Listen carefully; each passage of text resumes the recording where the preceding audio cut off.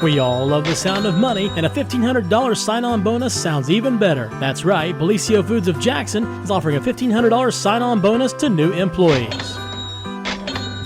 Receive an extra $100 your first 6 weeks, then $400 after day 90, and $500 after day 180. Don't wait. Apply online at BellisioFoods.com/careers today. That's BellisioFoods.com/careers. Come work for a company who truly values their employees. Come work for Bellisio Foods.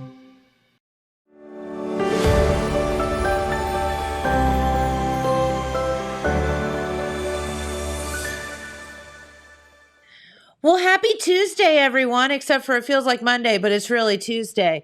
And welcome to another edition of The Morning Show right here on Main Street TV. Of course, Jennifer here to start off your morning with our amazing good friend, Pete Wilson, to do the morning news update, always brought to you by Nia Henry, agent for Appalachia Realty.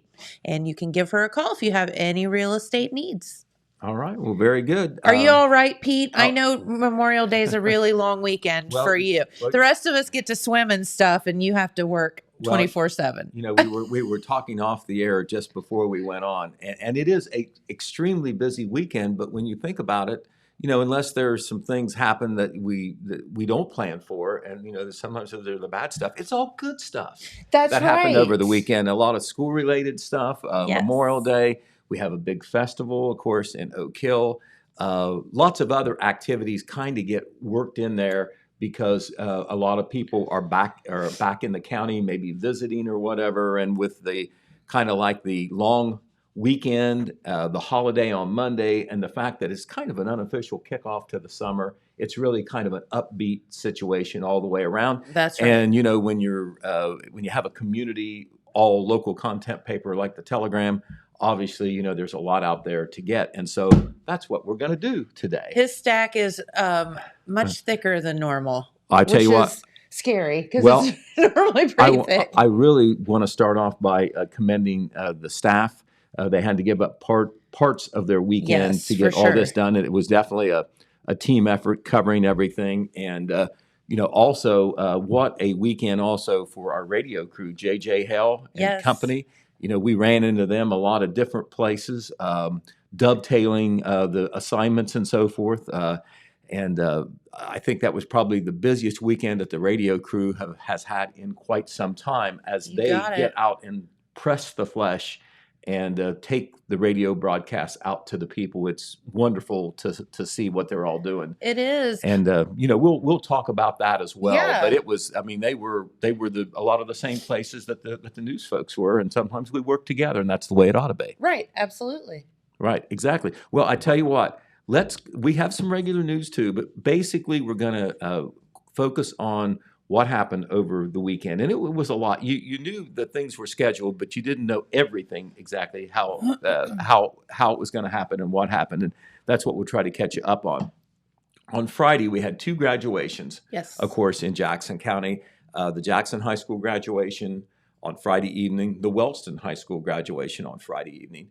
And it all started on Friday morning at Jackson High School, bright and early, with the Sarita Call Senior Breakfast. That's right. And there's all the call we girls. wanted to show you this picture. This is 4 generations of the Sarita Call family. Now, for those who don't know, and there's probably a lot who don't, especially those not from Jackson, Sarita Call was the lady. She passed away in 1967. But she was the lady who got the senior breakfast started at Jackson High School. Yep. Her oldest son, and she had 8 children, her oldest son graduated in 1954, and that was when it started. She thought there should be some special event to kind of kick off graduation day, and that's how the senior breakfast was born, and it is still going. She did it even after her kids, even in the years where her kids weren't seniors, and it was named after her on the year of her death, and it continues. Her daughters and sons continue to work on it. And from the left here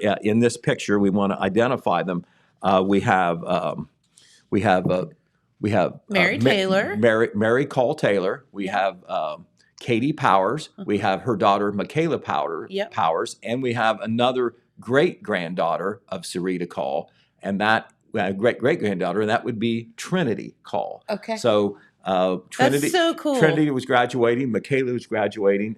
Katie gave the history of the Sarita Call Memorial Breakfast there at the senior breakfast. And of course, Mary was there to help organize it. And it's just wonderful that this tradition has continued all these years with the Call family. And so we're going to have some coverage on that in I think it's going to be in our Saturday paper. But graduation that night, of course, the big question was it going to rain on everybody over at Alumni Stadium? It was not looking good during the day. We had a dose of that last year. A lot of people looking at their cell phones at that ever-changing weather forecast. Yes. And let me tell you what, it turned out pretty good. There was the slightest drizzles, maybe not enough to have people put up their umbrellas. And it went off very well outside. Of course, the advantage of having outside, the weather obviously could be a deterrent and a negative. But of course, you have spacious Alumni Stadium there. Capacity is no problem. You don't have to worry about ticketing in an event or anything like that, right. restricting attendance. And that's why they like to do it outside. And they have ever since Alumni Stadium has been there. I think I remember yesterday, of course, last year, that was the major rain event. There was another year where there might have been a little bit. Last year was rough. Yeah, last year, I'll have to admit that it was. You want to tell what happened to your umbrella last year, Pete? Well, I was out on the field with Jeremiah Shaver when Jeremiah was working through the other paper. Yeah. So we were out there trying to cover it. He had a big Apple Festival umbrella that was more than adequate. Well, I had a smaller umbrella, and when the wind kicked up, it went inside out. And so I'm sitting there with an umbrella in one hand, trying to take notes in another, and a camera around my neck as well to take with an photos upside at the down same umbrella. time. And I'm sure that I probably got as wet as any of the graduates, because at the graduates, they did not have umbrellas. No. They had caps now, but they It did was not have rough. umbrellas. So suffice it to say, there were a lot of hot showers that night for people Yes. once they left. But, still a happy event overall, in spite of the fact that everybody got drenched. But we do want to say, here are the valedictorians. We definitely wanted to show them. That is a photo that we will see in the paper later this week when we do our feature on graduation, with a lot of coverage from the graduation ceremony, including a lot of photos as well. But our valedictorians there, from the left in the front row seated, are Leah Offord, Haley Bachtel, Jillian Evans, Kirsten Evans, and Christopher Hughes. In the back row, standing from the left, Olivia Kennedy, Sarah Lefevre, Grant Maston, Emma Rasp, Caitlin Webb, and Coulter Waltz. So 11 honor graduates. They were the main program. They gave, I think, like 3-minute speeches. And let me tell you, you just shake your head in wonderment at the messages that they give. Yes. They're always gracious. They thank all the people that helped them get to where they do and attain this great honor of being tops in their class. But they also talk about advice, things that help them get through, and advice for their fellow seniors, their fellow graduates, and for the students that are yet to come. And they obviously qualify as role models for them being successful. A lot of them were surprised, or at the beginning didn't know whether they could really do it. And the common denominator was, and this wasn't in every speech, but it was in several of them, was the fact that hard work does pay off. You have your doubts along the way. Is all this worth it? And then you end up like this, and you know that it is. And it is a life lesson that this is what it takes to succeed in life and work and personal relationships all the way through your life there. So we're going to have that coverage in not this Wednesday's paper, but our Saturday paper, 2-page spread on the Jackson graduation. Same thing on the Wellston High School graduation. Philip Buffington covered the Wellston graduation. I was at Jackson. Here is a kind of like an advanced photo to tease what we're going to do on the Wellston coverage. This is the Wellston High School class of 2022. Nice. We thank Brian Lintela of Brian Lintela Photography for that picture. Phil will have a bunch of pictures on his own as well. And we will hear from the honor graduates, and they will be scripted into our story on the advice that they had. Good. That coverage, once again, for both the Jackson and Wellston graduation will be coming not in Wednesday's paper, but in Saturday's paper, considering all the stuff we had to cover this weekend and the fact that we do expansive coverage. Takes time to get it all done. We're working on it. When I leave here, I'm going to start working on the Jackson graduation again, as well as getting out the paper. But it really is, I'm so glad. Some papers don't even cover the graduation because, it's, so what? but it is really a major success story in a small town to see the kids not only graduate, but to see these top kids and how they succeeded, sometimes overcoming obstacles to have the success they did, and to see that they're going to colleges, prestigious college, studying things like medicine, the law, engineering, etc. And that proves that even if you're from a small town like Jackson, Wellston, Oak Hill, MacArthur, you can do anything you want. You're right. If you have the talent, you put the perspiration behind the inspiration. Yep. So anyway, so that's graduation. Remember, we already had our coverage of the Vinton County graduation and the Oak Hill graduation. That was in our last Saturday paper. If you haven't seen that yet, we have, of course, you can see the complete thing on our e-edition if you're a subscriber. And also, it's in the print edition last Saturday. And the print job from our friends in Athens came through very well. So it's a nice keepsake, too, if you haven't seen that yet. All right, this was one of the top events of the weekend, and there were some good ones, but I have to put this right up there. That was the Cooper Strong 5K on Saturday morning, and we're going to have some coverage of that coming later in the week, too.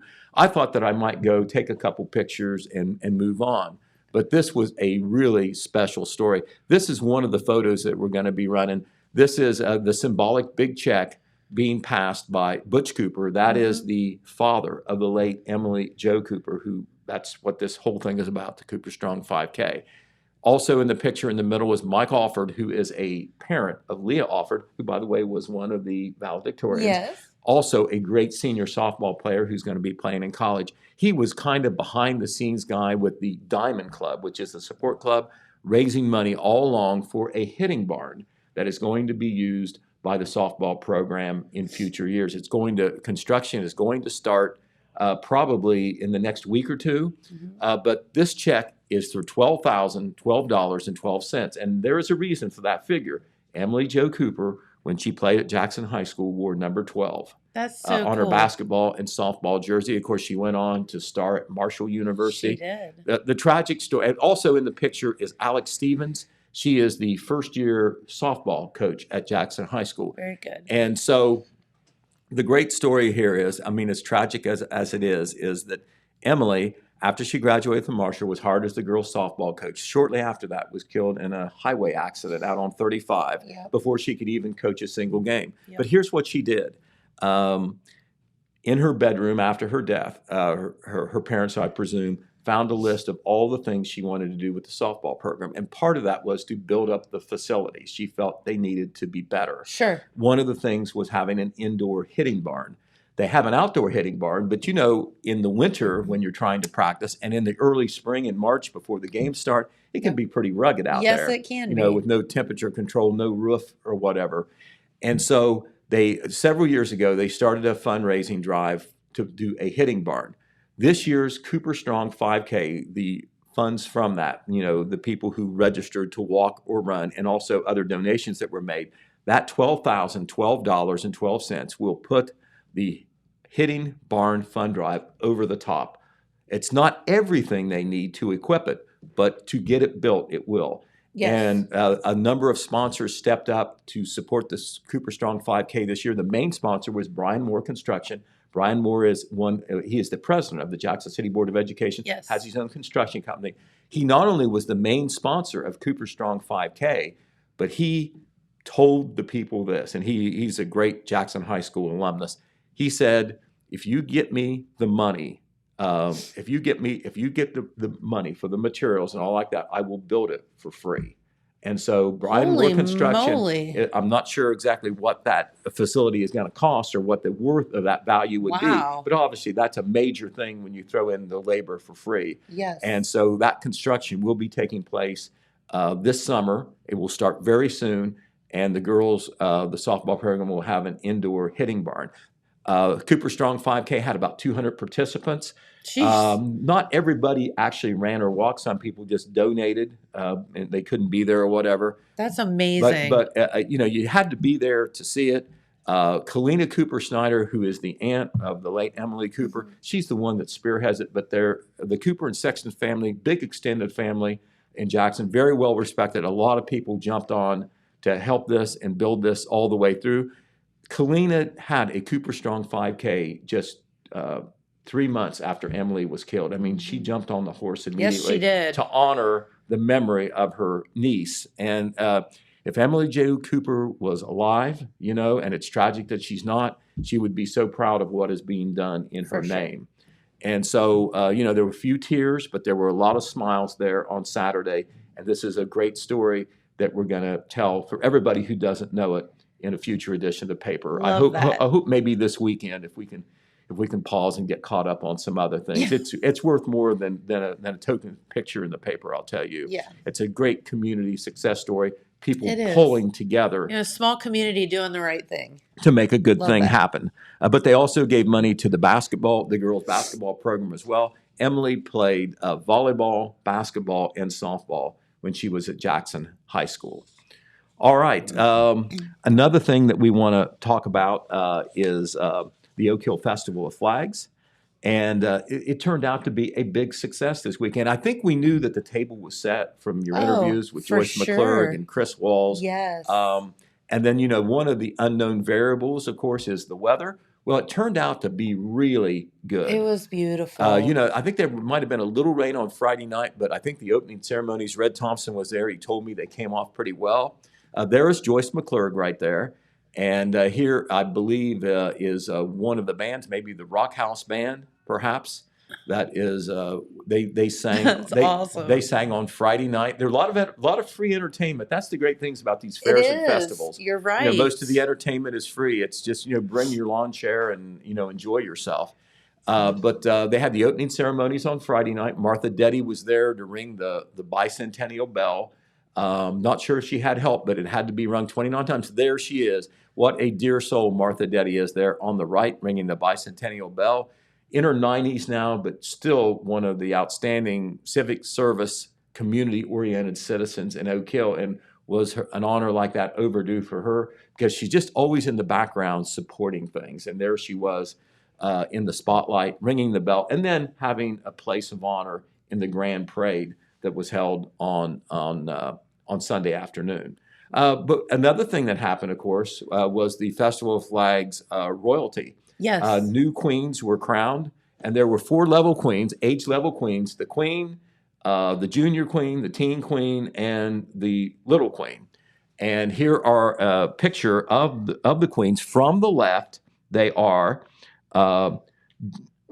Little Miss Festival of Flags, Kendall Lester; Junior Miss Festival of Flags, Lila Dawson; Teen Miss Festival of Flags, Natalie Allison; and Miss Festival of Flags, Alyssa Zorns. And so this is Alyssa getting crowned by Michaela Ludwig, last year's queen. You can see she's pretty happy about being named the queen. And so these girls will be representing the Festival of Flags for the rest of the year. And Jeremiah Shaver was down there to cover it. And because Jeremiah was there, you know, we're going to get a little video coverage too. And he had each of the girls introduce themselves in a short video. And I believe we can see that right now. Very good. Hi, my name's Alyssa Zorns. For the very first time, I am the 2022 Miss Festival of Flags. I was shocked, but I'm very excited to see what this year will bring me. Thank you. Hi, I'm Natalie Allison, and for the first time, I'm your 2022 Teen Miss Festival of Flags. I'm very excited for this opportunity. Thank you. Hi, my name is Lila Dawson, and I am so glad to be crowned Junior Miss Festival of Flags Queen, and I was really shocked, and I'm just so excited to see all the memories we can make. My name is Kendall Elizabeth Wellston, and I'm so happy that I won. What? Of course, the girls did not have any script or anything like that, and so you know, all of a sudden you have that video camera in front of you. But then, you know, didn't they do well? But they will be representing the festival all year long into next year's pageant. And they did a little bit different this year, Jennifer. They had the pageant during the festival and then the crowning at another time. So this put the girls in the spotlight, you know, much more than a contest in front of the festival. So that was one of the changes this year. Of course, the Grand Parade, I think about 80 units. I think it lasted about 40 or 45 minutes. If you want to go to the Telegram Facebook page, I believe Jeremiah Shaver did a Facebook Live and posted that. So if you didn't get to see the parade, it is on the Telegram's Facebook page. Cool. I think we also have some Facebook post videos of the opening ceremonies, and also in addition to the Queens, also of Joyce McClurg making early announcements. So all this can go on the Telegram Facebook page. I believe we did 7 or 8 videos over the weekend just to enhance our coverage and kind of tease what we have coming in the newspaper as well. One of the other things that happened on Monday, we had Chris Walls in here to talk about the Festival of Flags car show. It's like graduation, car shows really count on the weather. They do. Because a lot of people with these classic cars don't want to bring them out if they're going to get wet, and they don't want to sit out in the lawn chair in the wet either. Right. So good weather. It was even a little warm, 80 plus vehicles in that Festival of Flags car show held at the high school. They had it at the high school, middle school, more parking area there. For sure. So I'm sure that part worked out well. And I know that we're going to have some coverage there coming as well. In our next paper, Jennifer, Wednesday's paper, which is being put together as we speak, we've got some multiple pictures from the Festival of Flags, including a whole picture page. So, and then we'll have other pictures coming as well. We always take more than we can use, but we're putting a lot in there in this next paper. But the Festival of Flags, and the Festival of Flags in the books, it was the 29th annual Festival of Flags. And congratulations to Joyce McClurg, the president of the Festival of Flags Committee. They kill it. And everybody on that committee. And this is a relatively small committee. I'm not sure how many names are really on it, but there's about 5 to 7 people who do most or almost all the work. And, this isn't an organization or anything other than being a committee for the festival. And so those people do a lot of work to make this happen for everybody else in Oak Hill and in the rest of the county. They do. So they deserve a lot of credit. Joyce McClurg at the head of the line there. I'll bet Dwight Eisenhower drew quite a crowd as well, huh? All right. Yeah. Oh, we had Dwight there on Saturday night. That's right. Remiss to mention that. We had Morgan White, an up-and-coming country singer, on Sunday night, wasn't it? right? Yeah. Some modern country music there, and Dwight, of course, is a 5-time Elvis tribute artist winner. Yes. So there's lots of he's the bomb. There's lots of Elvis imitators out there, and they don't like the word imitator. They like tribute artists. Yes. But obviously, does that look like Elvis or not? Dwight, right there. He does a fantastic job. Right, and he's amazing. I wasn't down there this year, but I've heard Dwight before. He sounds like Elvis too, and we can all make our comparisons in June when the new Elvis movie comes out. That's right. That's going to be interesting for sure.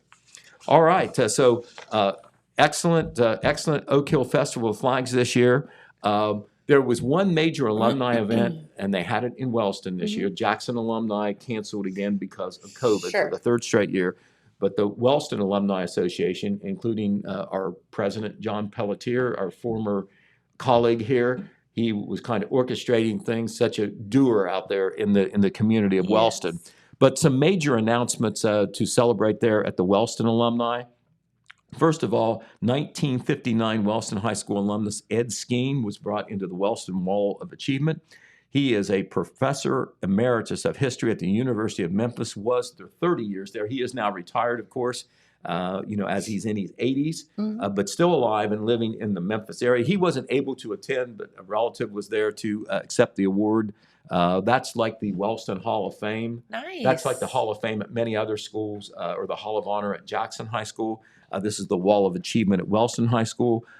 Gretchen Crabtree, who we know so well, in 1972 graduated Wellston High School because it was their 50th year anniversary. She was the Toastmaster. What an appropriate person to do that. She's always been a hero for the community and especially the schools. She was on the school board for 16 years. She didn't run the last time, but still very, very prominent and active in Wellston school and community affairs. She was the Toastmaster. President awards were given to 3 people by the interim superintendent, Mary Ann Hale, and these awards go to people who make major contributions to the community, the school district, and or the alumni association.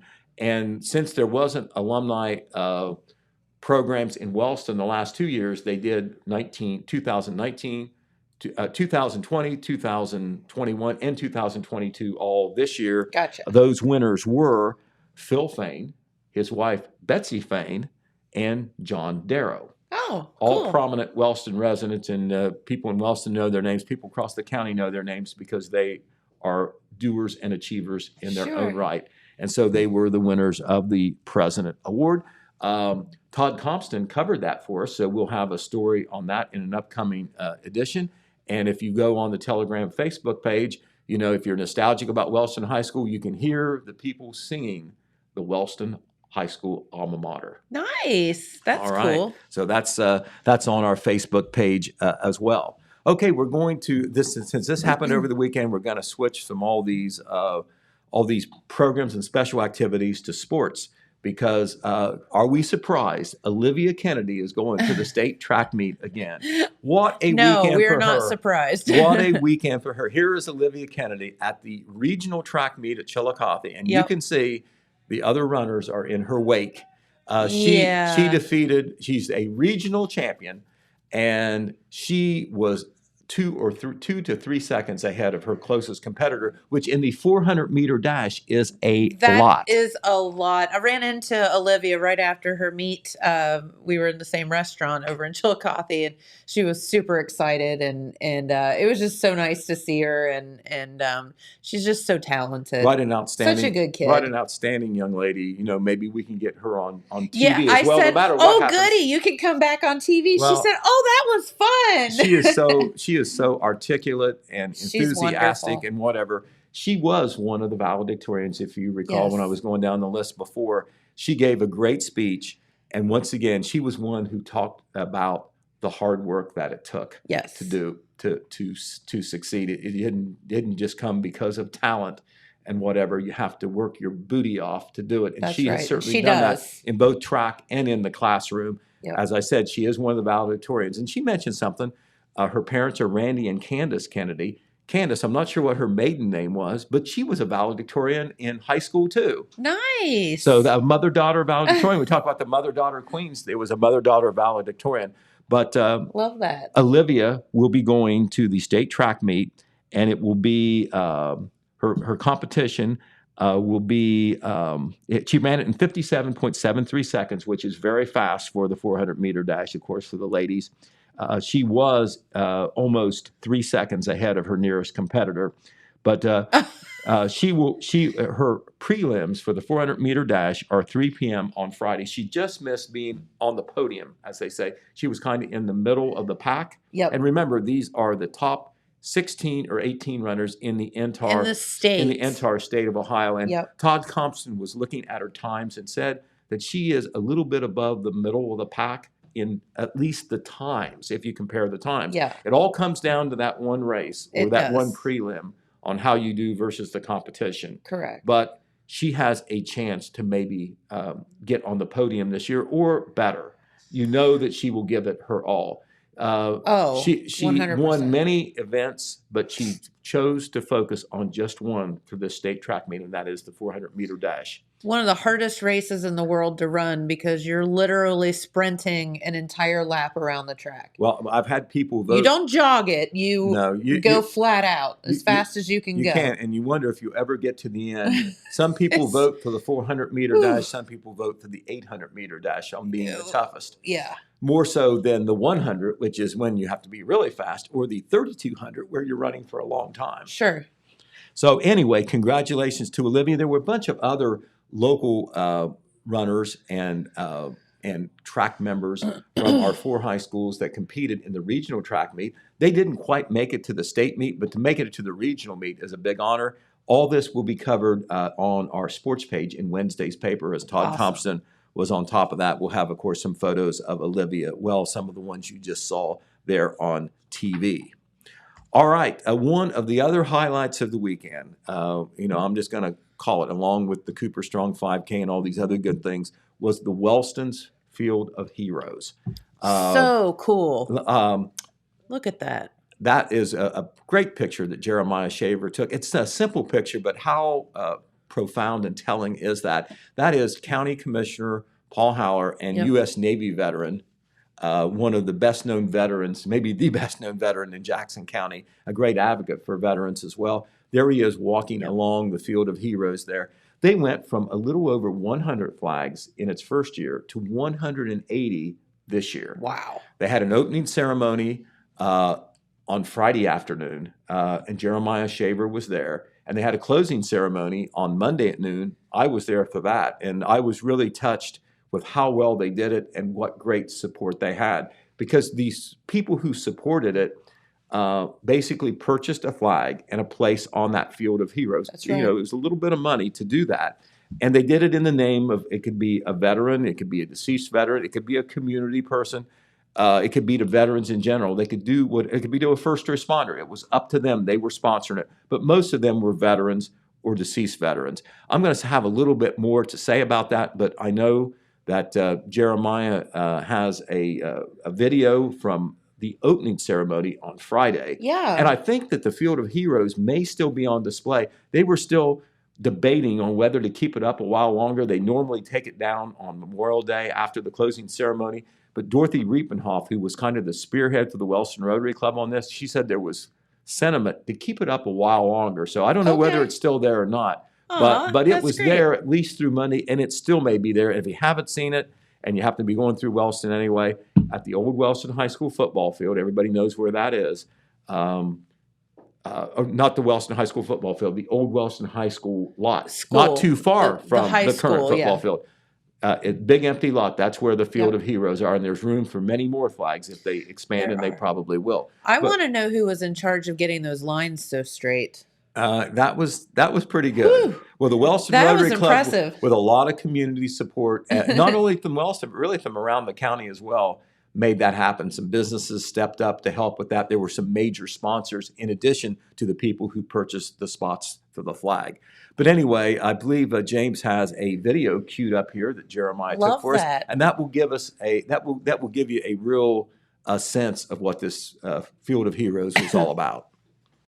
Over the Memorial Day weekend, 180 American flags were on display in the city of Wellston. The flags, which honored or remembered personal heroes, were a part of the second annual Field of Heroes display. The flag display, which was presented by the Wellston Rotary Club along with help from sponsors, held an opening ceremony on Friday, May 27th. The Field of Heroes is a unique opportunity for community members to honor their personal heroes, whoever they are. It is a spectacular visual display of American flags. The 3-foot by 5-foot flags stand 8 feet tall in perfect rows and columns across the field of green. Okay, I'd like to read the proclamation first. Whereas May 27th has been designated as the Rotary Club's Field of Heroes Day. Whereas Field of Heroes is a wonderful way to recognize those that have served and sacrificed for our country. Whereas the Wellston Rotary Club is a cornerstone civic group in the community, providing a great example of service beyond self. Whereas the City of Wellston supports and is grateful for our veterans' service to our country.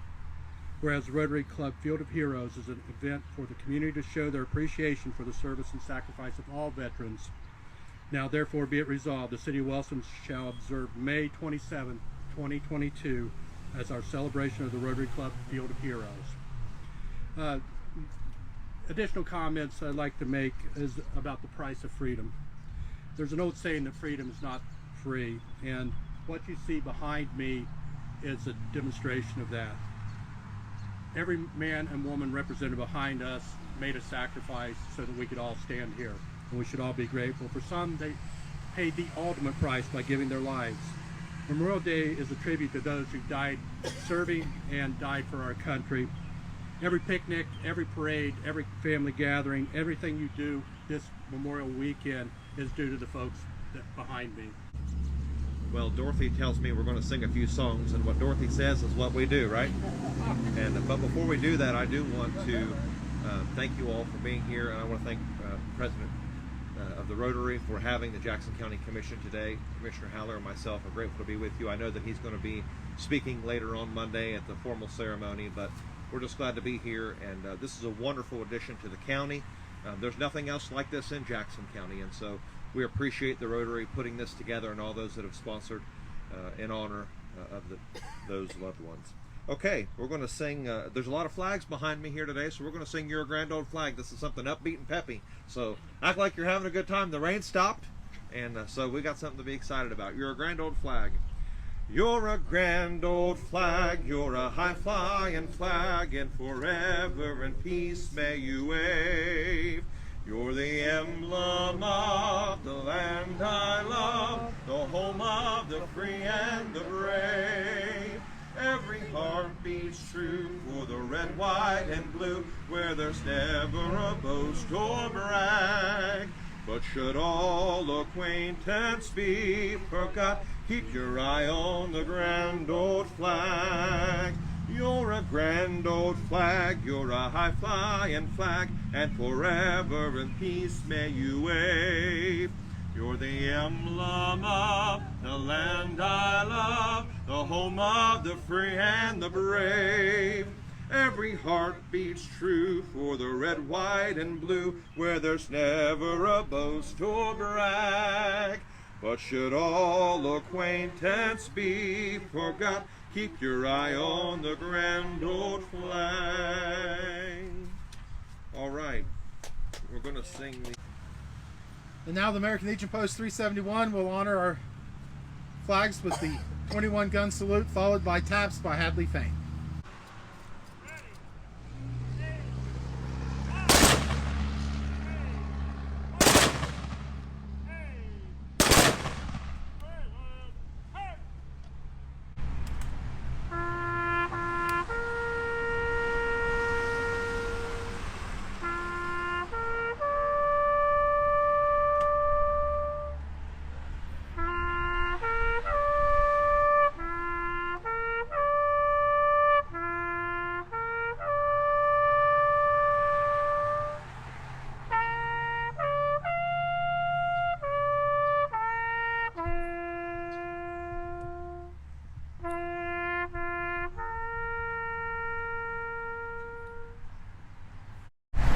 I'm Dorothy Riepenoff.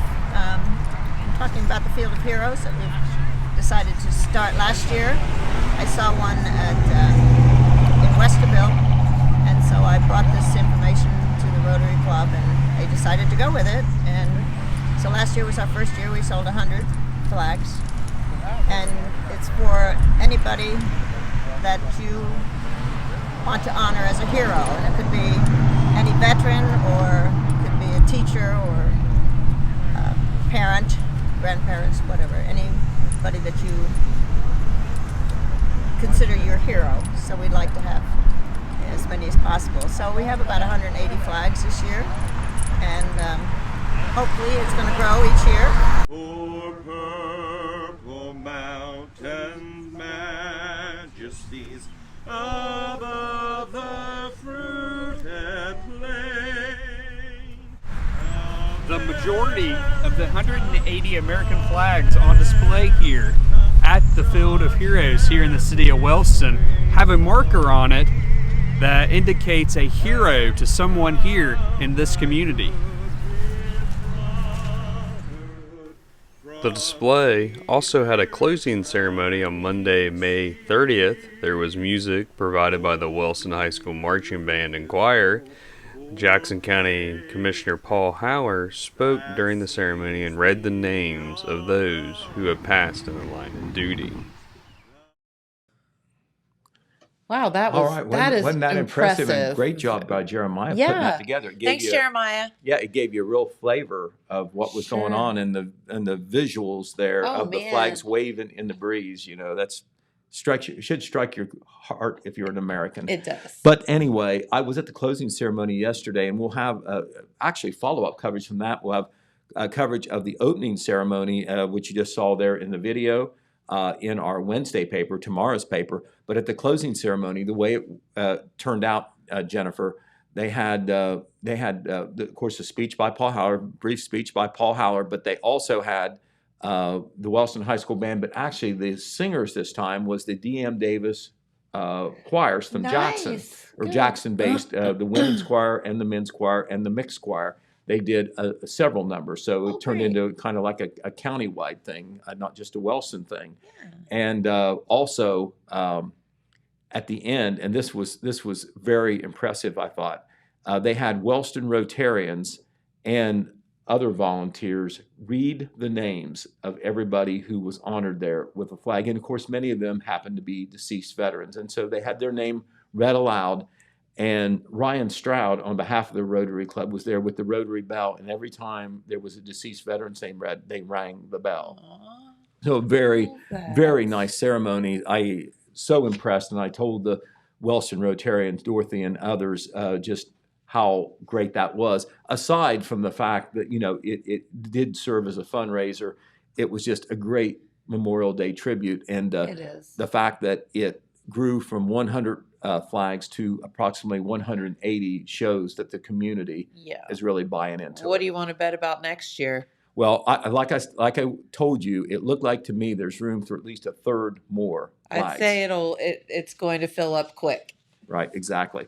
All right. Well, of course, the Field of Heroes, of course, is an appropriate addition to all the Memorial Day observances. Yes. And of course, they were on Monday, and they were all over the place in our local area, in Jackson, in Oak Hill, in Wellston, in MacArthur, and in Hamden. There was also, I found out just this past weekend, there was a ceremony in Wilkesville as well in Vinton County. We had reporters everywhere covering Memorial Day services. In Jackson, I was there at the Jackson ceremony. Phil Buffington was there at Wellston. Here in Jackson, here were the principal participants in the program. From the left is the MC, Robert Bob Bragg, who is with the Jackson, or the Vietnam Veterans of America. He was also the MC of the program. Then you have Mark Foster, retired Air Force. He was the principal speaker. Tim Jones of the Grace Baptist Fellowship in Wellston, who also happens to be the president of the Wellston Rotary Club. Oh. So he flew up to Wellston for the Field of Heroes right after that. Had to be in several places at one time. And then on the far right in that picture was Arnold Tripp, the Jackson County Veteran Service Office. The Jackson program is done by the Jackson County Veteran Service Office with the participation of local veterans groups, including the American Legion Post 81, DAV Post 45, VFW Post, the VFW Post in Jackson, and the Vietnam Veterans of America group, and the Jackson County AMVETS Chapter 84. They all participate and support the program. The Jackson High School Band was there, and it's always a big addition there. Ryan Hurd was there with the new band because the seniors have graduated now. Yep. And they played patriotic music. They played the theme songs for each of the military branches. That video, by the way, is on our Telegram Facebook page. Oh, that would be fantastic. As well, where they played the patriotic music. So that was in Jackson. In Wellston, the American Legion Post 371, which does such a great job with the military things and the veterans programs, they put on a parade program and bean dinner yesterday, and Phil Buffington will have some pictures from all of that. And all of that was just before the Field of Heroes. So folks in Wellston could watch the parade, go to the program at the cemetery, Ridgewood Cemetery, and then to the Field of Heroes, and then have a bowl of beans afterwards. Hey, doesn't get any better than that. So I mean, this is summer, So that was nice as well. In Oak Hill, even with the Festival of Flags, they still have Memorial Day program. And here is the Oak Hill Marching Band. They're marching on the way to the cemetery, CM Cemetery. To the cemetery. The little parade starts in town and goes right out East Main Street to the cemetery. They're on the edge of town. They do a brief program out there, and the Kent Metzler Post of the American Legion does the 21-gun salute, the firing squad. But they don't only do that. They go around to all area cemeteries around Oak Hill, probably about a 10-mile circumference there. Right. And they start early in the morning and go into the middle of the afternoon doing a 21-gun salute for all the veterans that are buried in all these cemeteries, just not there at the larger CM cemetery there at the village. So that was in Oak Hill. In MacArthur, the Vinton County Veteran Service Office, and Red Thompson Jr. was in MacArthur and Hamden to cover this. Alex Shope, by the way, gave up part of his Monday morning Memorial Day holiday to cover our ceremonies in Oak Hill. But in MacArthur, the Vinton County Veteran Service Office and Tim Reed everybody met at the courthouse, and they marched out to Elk Cemetery. And at Elk Cemetery, the choir sang, and there was also speakers. Bob Grillo, the judge of the probate juvenile court in Vinton County, did something that is a long time tradition, a Memorial Day tradition. I think they may do it on Veterans Day too, but they certainly do it on Memorial Day. He read the names of the war dead for all the wars that Vinton County, since Vinton County has existed. And all those names get memorialized. That's a lot of names. It is a lot. And by the way, I know you get numb to it because it's the same message every year, but you realize that 1.3 million men and women have died in wars, in American wars in history. 1.3 million lives cut short, in service to their country. So you can imagine how you would feel if it hit your family. Right, absolutely. So that's what you've got to remember, the sacrifices that we're talking about. But in MacArthur, they had the program at Elk Cemetery. In Hamden, the fire department puts this together. They have a parade from the middle of town on 93 and Wilcox Street, and they march south on 93 towards Hamden Cemetery. In Hamden Cemetery, they do a program. The speaker this year was Vinton County Common Police Court Jim Salyer. He is a retired Army captain, I think. And so, he not only has a prestigious position in the county, but he's also retired military. He, Bob Grillo, and some other judges, now retired, take turns often doing these speeches on Memorial Day and Veterans Day. They give up their time, to honor the war dead and the veterans. And so coverage of all these things will be in our papers this week, some in Wednesday's paper, some in Saturday's paper. I know that also on our Telegram Facebook page, Red did a video clip of some of the program at the Hamden Cemetery of Jim Salyer speaking, so you can check in on that on our Facebook page. All right. I said that how active the radio station was over the weekend. I tell you what, we ran into those folks quite often here in the office and out and about. But J.J. Hale, of course, director of radio operations here, he was out. He just wasn't in his ivory tower. He was out there with Porterhouse and Matt McKee. I think Ethan they were all over might have the been place. at one event at the Festival of Flags too. Our intern, very talented Ethan the intern. We even sent him out. Right, exactly. But they were out about everywhere and doing some coverage out there, pressing the flesh with the people out there, doing not only paid remotes, but doing community remotes to show what JJ and the crew are trying to do with the radio. Absolutely. Make it more proactive and local and community oriented. Get more involved in the community. Exactly. And so, that's that was a sacrifice, a different kind of sacrifice that the radio crew made, and can't say how much I appreciate. Here is a picture of the crew down at the Festival of Flags on Saturday, I think. There's Jeremiah Shaver. Of course, as I say, we kind of all work together. He was down there doing work for the newspaper, but stopped by where the radio folks were. There's Ethan Bloomfield next to Jeremiah. There you see Rodney Tomlin, a.k.a. Porterhouse. And, of course, there's our man JJ on the far right. And at the car show, Porterhouse and JJ were down there, and Red Thompson Jr. showed up. Well, cool. To say hello and whatever. So, just big old family affair. Yeah, Total Media was totally with it this weekend. So we're going to get around to some other news now to talk about that has occurred or is occurring that's worth talking about. And last Wednesday, the Oak Hill Union Local Board of Education had a meeting. Jeremiah Shaver covered it, and it was revealed there that there is a little bit of a disagreement going on between the teachers union there in Oak Hill. It is the Oak Hill Union Local Education Association and the leadership over some contract service issues, some complaints that the teachers union has against the leadership. We're talking about the school board. We're talking about Superintendent Dr. Marcy Shepard. The teachers have been going, I won't say en masse, but in numbers more than just one, to different school board meetings, but they hadn't said anything. I hadn't commented, hadn't said anything or released anything to the press. But at this last meeting on Wednesday, Wendy Wood, who is the union president, had some things to say. She complained that an athletic director's supplemental position was made into an administrative position, which left a teacher's position vacated. She said that the union was told the position was being done away with, so it would not be posted. However, shortly after, she says, the board voted unanimously to give a teacher's contract to someone outside the union.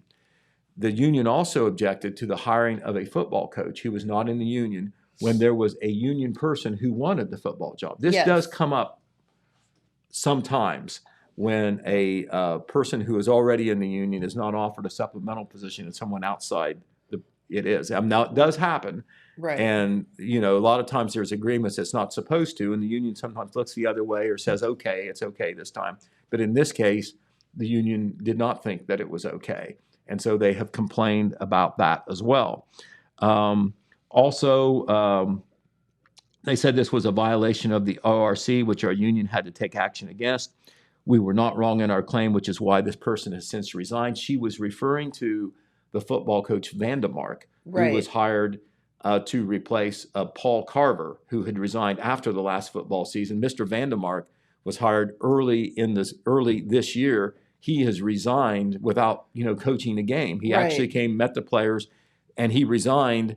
We never really had a reason why he resigned, but he resigned. Kind of explains it, doesn't it? We knew there was some controversy. We just didn't know the particulars. Well, he resigned, and according to Wendy Wood, he resigned because the union claims that this was unlawful, his hiring.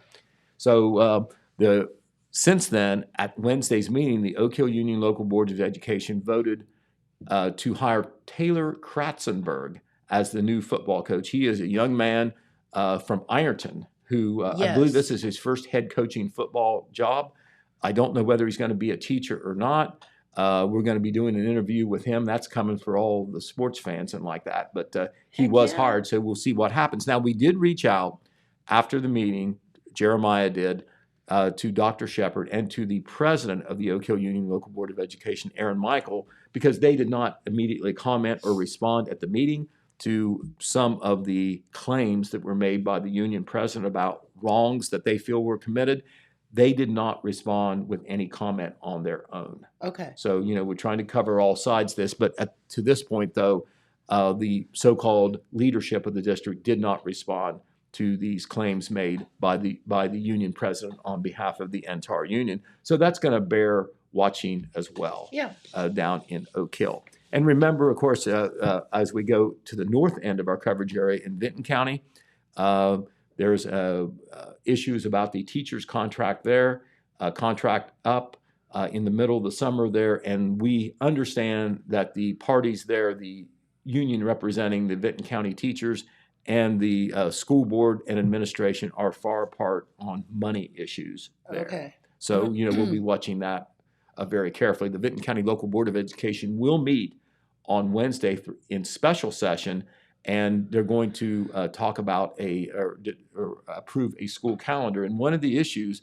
that school districts are facing across Ohio is apparently some extra days are being added to the school year. Oh. And teachers are already under contract. And so do you pay those teachers for that extra time they're asked to work, or is that already covered in the contract and part of the job? So I guess you can see to be determined. You can see two different ideas there on what should happen. So we'll be watching and covering all those things. In the city of Jackson, interesting issue, Jennifer. Of course, we've talked about the Mark Porter Auto Group. Out on the highway, State Route 32 and Mayu Road.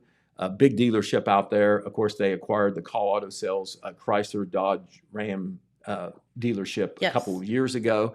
Well, they want to expand onto adjacent territory to the north and the west. A lot of dirt flying out there. A lot of dirt flying. They're going to have a new building there. And when it's done, and I think they're going ahead regardless, the Ford dealership will move into that area. The Chrysler dealership will stay in the existing facility that is already there. They'll have room for lots more vehicles. They're going to they have committed to hire 47 new jobs. So that's always good when that happens. They are getting a lot of governmental and economic development support for their move because of the job creation. Absolutely. One of the things that is in this package that they would like is to be annexed into the city. Right now, it's just outside the city, the existing property and also the new property. If they were annexed, they would be eligible for city utilities, including water, sewer, electric, also police and fire. They already have fire because it's in Franklin Township. And Franklin Township has a contract with the city. So the fire is already there. But the service they supposedly want the most is the sewer service. Makes the sense. city says that they can do it because they already have utilities all the way out to Holzer Assisted Living, so they just got to go down the road a little bit. Of course, that will cost money. So at the last Jackson City Council meeting on the 23rd, there was a pre-annexation agreement put before council, and they sought emergency passage to keep it going so they know that it's online. Everything's staying online, and they'll be able to annex. The vote was 5-1, and that wasn't enough to what they call suspend the rules and pass it as an emergency. It takes 6 votes. Okay. There was 6 out of 7 councilmen present. One of the councilmen, John Ondera, was not present. Okay. All right. So they had to have all 6 votes to move ahead immediately. The way it worked out, at-large councilman Brett Foster voted against this pre-annexation agreement. Now, there was not a lot of discussion. He didn't say why.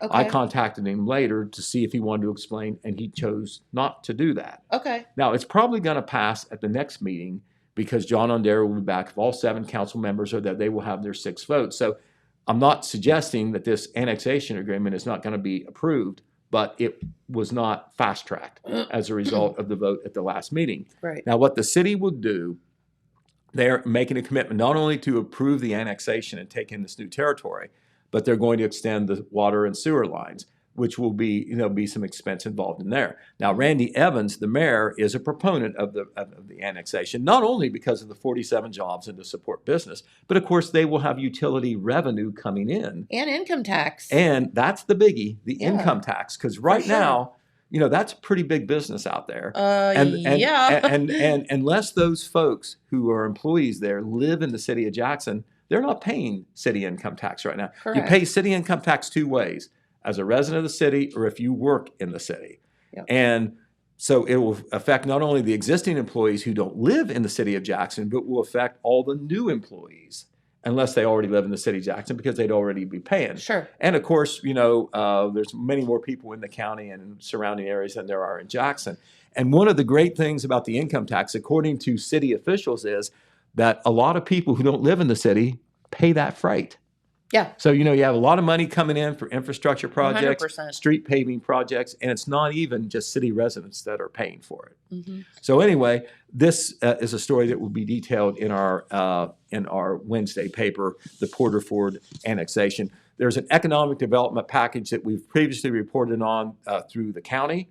The county commissioners, the Jackson County Economic Development Partnership, are all supporting this project, working to get grants to support the project that will, take some of the financial heat off the Porter Auto Group to get this done, because it is, for the good of the, in addition to the business, it's good for the community too, because of the jobs and the economic development. Right, sure. And that's why they have these grants and loans and so forth. So some of that will be done as well. I think 2 different grants they're trying to get to help with this project, and it does have the support of the commissioners and the Jackson County Economic Development Partnership, and by extension also the city of Jackson.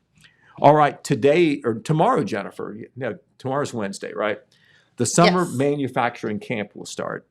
This is a project that's gone on for a number of years now. Yes. And at the state level, the man who kind of pushes it is United States Senator Sherrod Brown. Yes. And there's been a summer manufacturing camp in Jackson, not every year, but most of the years. I know when Jackson Mayor Randy Heath was in service, he worked with Senator Brown to get this going. It's resuming now with the support of the city and also the Jackson County Economic Development Partnership, the Rio Grande Jackson Center, some other local sponsors.